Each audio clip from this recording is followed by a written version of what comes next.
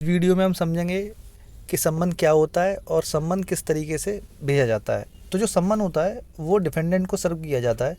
जैसा कि आप लोग जानते हैं सीपीसी के सेक्शन 27 में लिखा हुआ है सम्मन टू डिफेंडेंट, और सम्मन से रिलेटेड एक ऑर्डर भी है सीपीसी के अंदर, ऑर्डर 5, जिसमें पूरी प्रक्रिया बताई गई है कि किस प्रकार से सम्मन भेजा जाएगा, कैसे सर्व किया जाएगा। तो जो सम्मन होता है वो डिफेंडेंट को भेजा जाता है। जैसे कोई प्लेंटिफ है, वो अपना प्लेंट दाखिल करता है कोर्ट में, यानी कोई वादी है जो अपना वाद लेके आता है, उसी वाद का जवाब देने के लिए, उसी प्लेंट का जवाब देने के लिए प्रतिवादी को यानी डिफेंडेंट को न्यायालय में 30 दिन के भीतर अपना रिटन स्टेटमेंट लगाना होता है। तो डिफेंडेंट को हाजिर करने के लिए कोर्ट सम्मन के जरिए उसे हाजिर कराता है, यानी जो कोर्ट है वो सम्मन के जरिए डिफेंडेंट को न्यायालय में बुलाता है। तो ये आप स्क्रीन देख रहे होंगे, ये एक सम्मन है जो कि प्रतिवादी को भेजा गया है। तो सबसे ऊपर न्यायालय का नाम आ जाएगा, श्रीमान सिविल जज महोदय, जूनियर डिवीज़न शिकोहाबाद। फिर वाद संख्या आ जाएगी, यानी जो केस नंबर है 409 सन 2023। फिर वादीगढ़ का नाम आ जाएगा एदल सिंह, और प्रतिवादी का नाम आ जाएगा श्रीमती माया देवी। इस तरीके से लिखा हुआ है। ठीक, आगे लिखा हुआ है बनाम श्रीमती माया देवी, यानी अब इसमें हाजिर किसको करना है, माया देवी को हाजिर होना है कोर्ट के अंदर।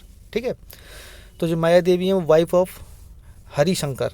ठीक, उसके आगे निवासी ये कहाँ की रहने वाली हैं, तो ये कोई गांव है जरेला, जो कि तहसील जसराना के अंदर आता है, ज़िला फिरोजाबाद। तो उक्त वादीगण ने, यानी जो प्लेंटिफ है, उन्होंने आपके विरुद्ध जो मुकदमा दायर किया वो किस चीज़ का मुकदमा दायर किया है, तो सपोज़ मान लेते हैं कि इन्होंने टेम्परेरी इंजंक्शन का मुकदमा दायर किया है, यानी स्थायी निषेधाज्ञा लेने के लिए। तो यहाँ पे वो चीज़ आ जाएगी, स्थायी निषेधाज्ञा, है ना। स्थायी निषेधाज्ञा लेने के लिए बाद संस्थित किया गया है, यानी टेम्परेरी इंजंक्शन के लिए बाद संस्थित किया गया है।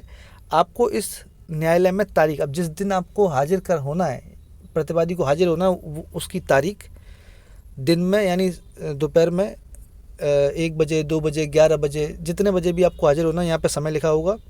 ठीक है, इतने बजे दावे का उत्तर देने के लिए। तो जो भी वादी ने दावा किया है, जो प्लेंटिफ ने दावा किया है, उसका उत्तर देने के लिए आपको न्यायालय में उपसंजात यानी अपीयर होना है।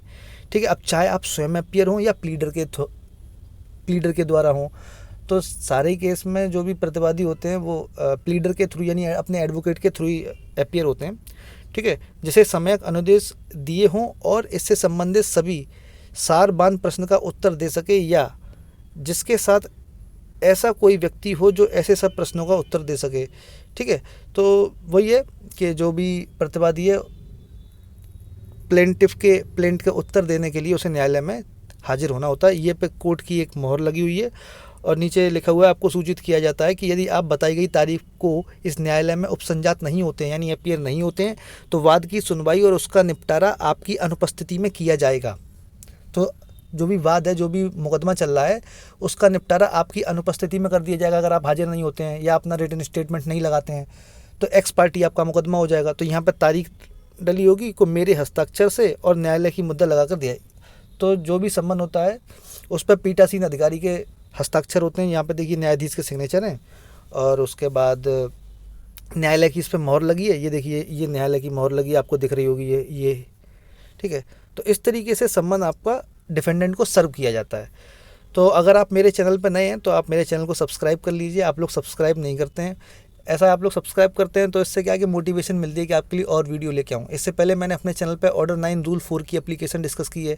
टेम्परेरी इंजंक्शन में आप एप्लीकेशन कैसे लिखेंगे वो डिस्कस की है।